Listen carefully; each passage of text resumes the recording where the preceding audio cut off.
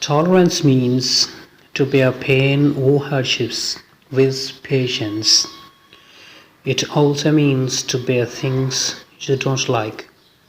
For example, when you are in a position to take revenge, but you don't do so, you are displaying tolerance.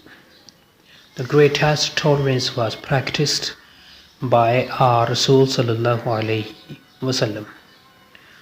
The Rasul sallallahu alaihi wasallam is a model of tolerance. He never wished ill for anyone.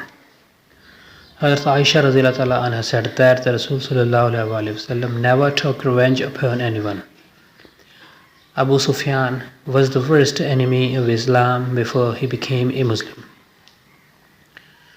At the conquest of Makkah, the Rasul sallallahu alaihi wasallam not only forgave him but also honored him by declaring amnesty for those who took refuge in his house.